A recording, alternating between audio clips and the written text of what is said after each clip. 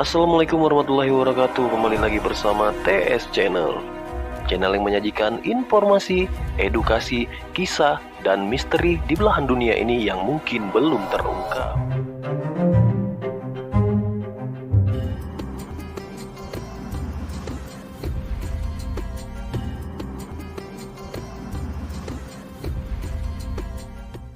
Mempercayai zuhurnya, keluarnya Imam Mahdi di akhir zaman itu bagian dari iman sebenarnya, walaupun tidak masuk rukun iman yang 6, tapi dia masuk ke iman kepada hari akhir yang nomor 5, di-include di situ.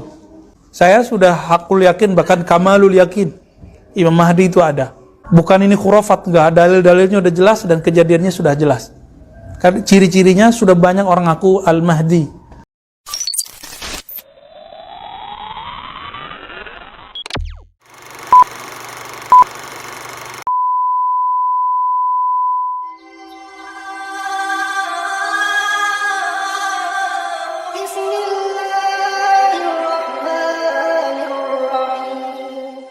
Inilah karakter mereka pada zahirnya. Jadi yang zahir yang kita sebutkan kemarin, berapa jumlahnya Sidi Musa? 9. Lalu ilmu yang mereka punya berapa? 4. Masih ingat semua yang baru datang nih?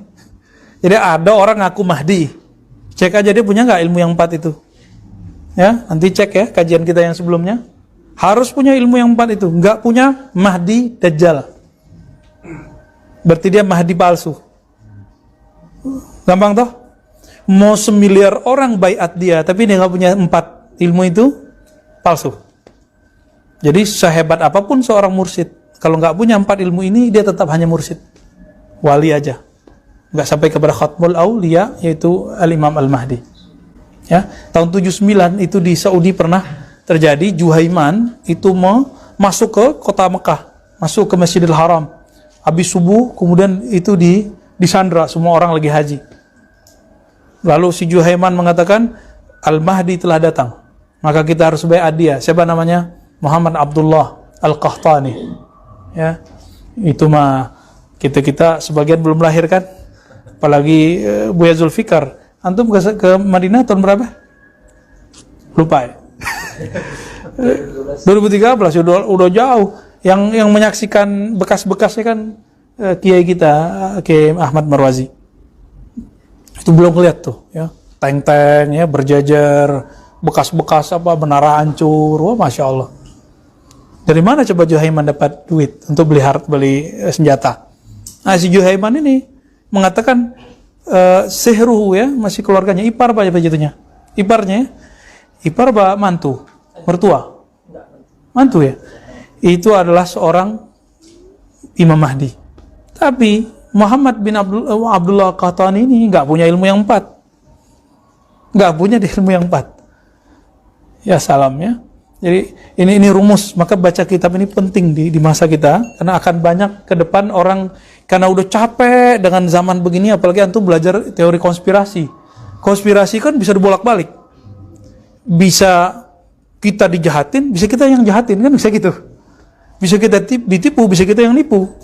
Bolak-balik aja, maka tidak ada kepastian dalam teori konspirasi. Jadi teori konspirasi itu ya begitu aja lah. Kita nggak usah terlalu pusing. Kan banyak nih ustadz hobi banget sama ilmu teori konspirasi. Kita udah ada panduannya dari Nabi. Udah pada panduannya dari para wali. Nabi ngebutin Mahdi keturunanku, anak Fatimah, keturunan Fatimah. Nama di situ kita udah jelaskan arti nama. Apa arti nama di situ? Ketinggiannya, keilmuannya, makomnya sepertiku dan seperti ayahku. Ya, ayahnya seperti ayahku, itu maksudnya. Itu udah dijelaskan di situ. Maka teman-teman yang melakukan Allah, persoalan ini bukan persoalan sederhana, maka harus dipastikan dia punya atau tidak. Ya. Jadi 4 ilmu yang dipunyai oleh Khatmul Aulia, kalau di akhir zaman dia Imam Mahdi. Apa ilmunya? Ilmul bad'i. Ini ada harus hafal udah kayak belajar rukun sholat gitu. Kenapa teman-teman? Ini kalam mesti kita sampaikan. Mempercayai zuhurnya, keluarnya Imam Mahdi di akhir zaman itu bagian dari iman sebenarnya, walaupun tidak masuk rukun iman yang 6, tapi dia masuk ke iman kepada hari akhir yang nomor 5. Di-include di situ. Gitu ya. Jadi jangan kemudian meragukan lagi. Saya sudah hakul yakin, bahkan kamalul yakin, Imam Mahdi itu ada. Ya. Bukan ini khurafat, enggak, dalil-dalilnya udah jelas dan kejadiannya sudah jelas. Kan ciri-cirinya sudah banyak orang ngaku Al-Mahdi. Yang pertama, ilmu khatmul aulia atau Al-Mahdi di akhir zaman. Ilmu khatmul aulia atau Al-Imam Al-Mahdi. 1. Ilmu badi ini apa? Nah, ini kekhasan ahli fikih, ahli akidah senangnya nyebutin alam akhirat, masa depan. Kalau khatmul aulia, dia bisa cerita kampung halaman kita di surga. Dia bisa cerita kampung halaman ruh. Dia bisa cerita kampung halaman azali. Tapi dia nggak boleh cerita tentang kampung kodim. Kekodiman Allah dia cuma boleh cerita kul huwallahu ahad. Udah bahasanya banyak dikunci di situ. Katakan saja Allah ahad, dah beres. Tapi kalau azali dia masih bisa cerita. Antum di azali, antum di alam ruh. Dalam ruh ini kita ngapain dulu? Itu antum udah ada semua di situ. Dan dia mengerti ini kalau ngeliat wajah antum dia ngerti, oh ini dulu yang begini nih. Dan dulu dia tahu karena dikasih tahu Allah. Yang kedua, ilmul maqadir, masa depan. Nabi itu setiap kali sholat atau tertidur, Nabi itu beliau diperjalankan rohaninya ke masa depan. Maka beliau bangun-bangun bisa cerita tentang Imam Mahdi, tentang akhir zaman, tentang apa lagi? Tentang Ya'juj Ma'juj. Nah, nanti kita akan cerita runtun tanda-tanda kiamat itu. Kita kan udah pertengahan ini. Jadi keluarnya Dajjal Mahdi itu pertengahan, sebelum yang besar. Nanti yang besar itu mulai dari Ya'juj Ma'juj. Jadi dukhon itu nanti. Nah, nanti hadis dhaif kok. Ya. Kalaupun yang sahih kan ada yang di Quran. Surat Dukhon ya. Maqadir ini masuk depan. Dikasih tahu oleh Allah, bukan tahu sendiri. Nah, ini bagian dari dunia ya. Jadi dia ngelihat antum nih, dia bisa ngelihat perinannya. Wah, ini begini, gimana. Cuma takdir itu kan sebelum terjadi dia bisa berubah-ubah. Jadi jangan ngomong yang nggak benar tentang masa depan kita. Oh, kalau kayak gini mati aja deh gitu. Oh, kayaknya corona yang bunuh saya deh. Udah, nanti diaminin malaikat nih. Jangan ngomong gitu. Kamu kalau begini saya bisa mati karena kata-kata kamu nih gitu. Suami istri cengkar. Kamu kalau begini bikin saya pikun, stroke, bener terjadi begitu. Diaminin sama malaikat. Jadi takdir masa depan itu masih Allah gantung. Tergantung si kalam ini ngomong apa. Inilah kasab kita. Usaha kita di situ. Muka masalah pasangan, jodoh, rezeki. Hati. Imam Bahauddin Naqsyabandi cuma karena keceplos ngomong penyakit apa di badannya, itu kejadian. Kata beliau, ini gara-gara saya dulu ngomong tentang penyakit ini. Saya bakal kena penyakit ini nih waktu tua. Beliau menyadari, karena beliau wali, nggak mencabut lagi, ridho aja. Imam Bahauddin Syah Naqsyabandi. Ilmu yang ketiga, ilmu apa? Ilmu mitsaq, piagam alam semesta, syahadat alam semesta. Ilmu yang ada di air, yang 4 unsur. Ya, 4 unsur. Itu apa tuh? Avatar itu sebenarnya salah satu bentuk dari bahwa keyakinan mengenai akhir zaman, orang yang super ini ada di dalam cerita-cerita fiksi. Bukan avatar yang mempengaruhi kita, tapi avatar itu cerita yang tumbuh dari keyakinan beragama. Di semua agama ada itu. Jadi nggak ada agama kecuali mempercaya ada imam juru adil di akhir zaman. Semua agama, masa ente nggak percaya? Berarti agamanya apa dong? Ya, bedanya kalau nggak percaya dengan nabi, kafir. Nggak percaya dengan wali akhir zaman, Imam Al-Mahdi, fasik aja atau minimal hatinya gelap. Nggak dapat nurnya, itu aja bedanya. Yang ketiga, jadi Al-Mitsaq ini juga berbicara tentang, jadi alam-alam ini berzikir semua. Dia ngerti itu. Nah, maka antum ini kalau di depan dia tahu antum lagi zikir, maka itu kedengeran sama kolbunya. Maka Utsman mengerti mata orang habis maksiat, dia bilang, fi ainaik atharuz zina. Di matamu ada maksiat, bekas maksiat. Siapa Utsman? Dikritik oleh sahabat yang merasa dituduh ini. Emang masih ada wahyu setelah Nabi? Kata beliau, enggak, ini firasat, cahaya Allah yang Allah taruh dalam kalbuku sehingga bisa melihat gelap di matamu. Nah, jadi mereka ini nurnya sudah di kalbunya semua udah. Nah, jadi bisa ngelihat yang beginian karena punya nurullah. Oke, yang keempat, ilmu huruf. Ini yang puncak. Ilmu huruf. Al-Quran itu terdiri huruf-huruf nggak? Maka tafsir rohani, tafsir yang permanen asli itu ada sama beliau semua. Tidak hanya alif lam mim, alif aja ada maknanya. Tidak hanya dzalikal kitabul la raiba fih, za itu juga ada maknanya sama dia. Ya, ini maka di akhir zaman ini menjadi perangkat ilmu Imam Mahdi. Karena khatmul aulia di akhir zaman adalah Imam Mahdi. Kalau Nabi Isa turun, Nabi Isa dikasih ini juga. Kan nanti barengan. Imam Mahdi itu rohaninya mana bisa ya temenan. Makanya ada hadis walaupun dhaif, la Mahdi ila Isa, cuma hadis dhaif. Bahkan palsu. Ya, ini dalilnya orang Ahmadiyah kan. Ahmadiyah bilang itu, Mahdi itu Isa. Siapa itu? Mirza Ghulam Ahmad. Ya salam. Mirza Ghulam Ahmad gak punya ilmu ini. Ya, kalau wafatnya kan urusan dia ya. Tapi dia punya nggak ilmu ini? Kita kan nggak ada urusan dia mau ngapain gimana. Ente punya nggak punya ilmu ini? Kalau ya Mahdi. Kalau dia cuma punya satu atau dua, berarti dia wali besar, kutub. Ya. Jadi ini perlu kita ulang-ulang sampai nanti mau selesai kajian kitab ini. Kalau ada orang ngaku Imam Mahdi, tanya aja dia punya ilmu ini nggak? Maka sekarang teman-teman, orang-orang kebatinan, baik dalam agama Islam ataupun di luar Islam, itu lagi nyari ilmu ini. Siapa sih yang punya ilmu ini? Gitu. Ya. Yang bisa tahu orang punya ilmu ini, yang ngerti ilmu itu. Yang dia ketika baca kitab ini mentok, ini ilmu ini masih apa nih? Gitu. Ya. Ilmu ini ilmu yang bisa dipelajari atau ilmu yang memang Allah kasih langsung?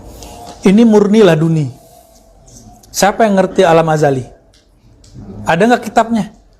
Kitab yang kumpulannya riwayat-riwayat nggak jelas. Apa namanya? Yang dibaca di pesantren pas bulan puasa? Bukan. Yang tentang nur.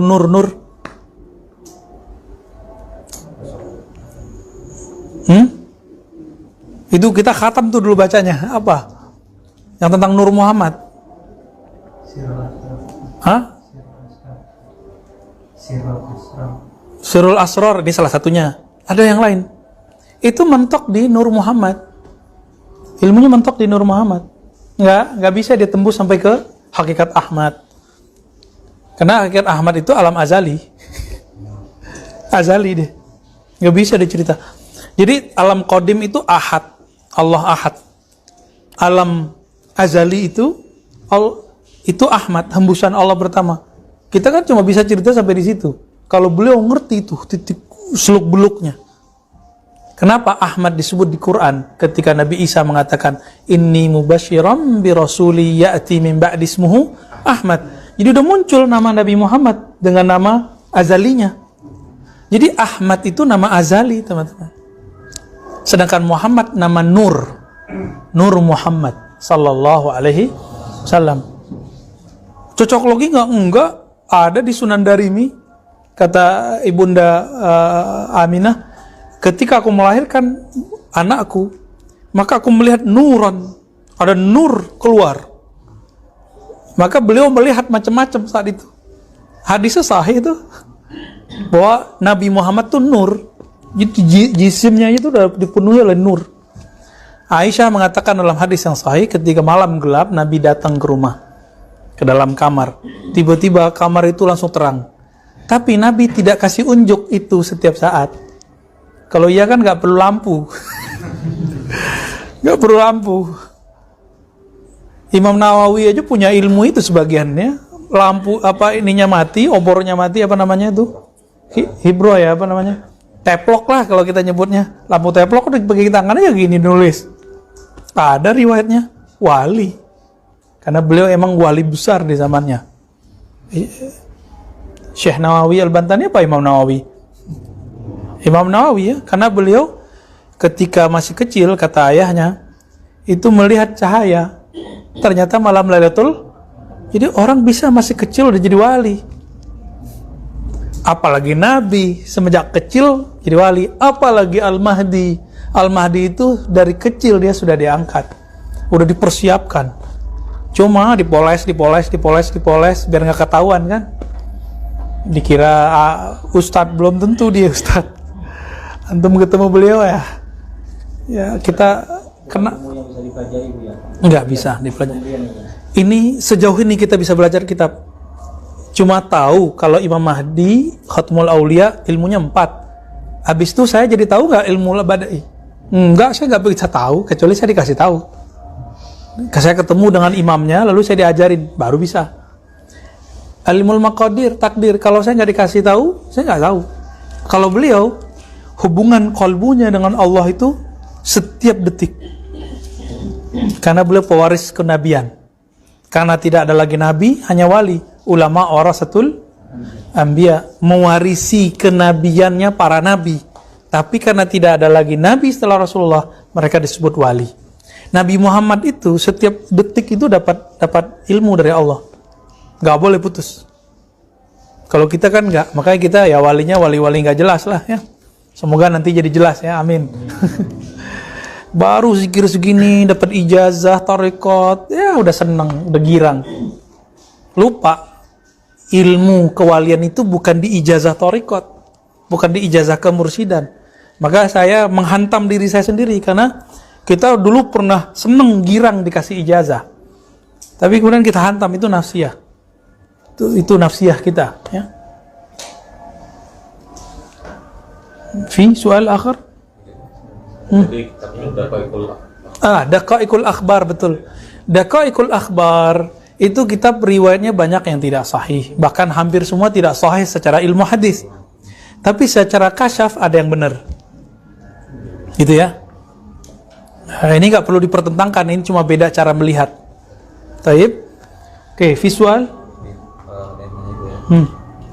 Bisakah kita bertasawuf tanpa tarekat? Dan bisakah kita talqin jarak jauh? Bolehkah bertasawuf tanpa tarekat? Antum kira-kira gimana? Yang sudah datang di sini, rela nggak talqin lewat jarak jauh?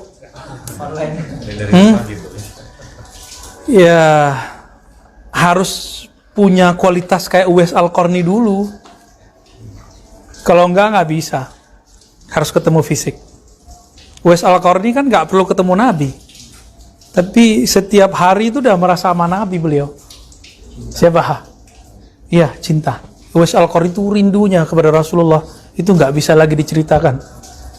Tapi karena sang Rasul mengatakan, jika ibumu masih ada, sama ibumu nggak usah haji dulu. Maka dia melihatlah nur-nur itu bersamanya tiap hari. Sampailah kabar itu ke langit. Dikabarilah Rasulullah. Apa kata Rasulullah? Umar, Ali, kalau kamu nanti masih hidup, datangin orang namanya Uwais Al-Qarni. Jadi namanya nggak terkenal di masa Rasulullah di Madinah, tapi dikenal di langit. Allahu Akbar. Apa itu? Dia mengerti inti dari ajaran Nabi. Ajaran Nabi itu bukan formalitas, normatif. Amalkan ini 4 pahala. Bukan. Ketika ada yang lebih penting dari satu amalan fisik, maka dia ambil yang penting. Lebih penting merawat ibu, orang tua, atau pergi haji. Menikmati tawaf. Kalau ada ibu ngomong gini, kamu pergi haji, ibu sama siapa? Apakah ibunya jadi setan? Kalau orang yang normatif cara berpikirnya, wah ini ibu nih mengalang-alangin kita nih. Nah inilah yang terjadi pada orang-orang yang salah hijrah hari ini, yang membentak orang tuanya cuma karena beda faham. Ya, nauzubillah teman-teman, antum gugur semua amal dan ilmunya cuma karena beda faham sama orang tua, kita bentak orang tua. Ya, setinggi apa sih ilmunya bisa bentak-bentak orang tua segala? Ya, batal ma'rifat antum, batal ilmunya, batal sanatnya semua. Kalau sudah membentak orang tua, wa in kana kafiran, meskipun orang tua itu kafir. Kan ayatnya jelas, wasahib huma fid dunya ma'rufa, surat Luqman. maka bersikaplah ke orang tua dengan ma'ruf. Ma'ruf untuk orang tua ya kira-kira berbuat baik. Ada lagi visual? Ada yang mau menceritakan mimpinya Bu yang mungkin boleh. Wah, kalau mimpi nanti aja. Itu rahasia antum deh ya, jangan diceritakan. Privat kan chatnya. Oh ya, namanya disamarkan aja ya. Boleh disebut. Contoh. Dia bermimpi memulai pembelajaran di kelas, ternyata muridnya adalah para nabi. Apa dia? Ngerti ya? Ya. Mimpi. Jadi mulai ngajar pelajaran. Dia jadi murid. Bisa jadi kayaknya. Ternyata nabi-nabi gitu ya. Ini teman-teman, ruh-ruh para wali itu kalau hidup di zaman para nabi, mereka itu nabi. Jadi chipnya wali-wali itu chipnya kenabian. Tapi karena setelah Rasulullah la nabiyya ba'di, ingat itu. Tidak ada nabi setelah Nabi Muhammad, maka tidak ada wali yang berpangkat nabi. Nabi Isa nih turun, tetap saja walaupun lu nabi, pangkatnya khatmul auliya. Pangkatnya khatmul auliya, tapi beliau nabi. Tidak membatalkan kenabiannya, cuma kenabiannya tidak berlaku kepada umat Nabi Muhammad sallallahu alaihi wasallam.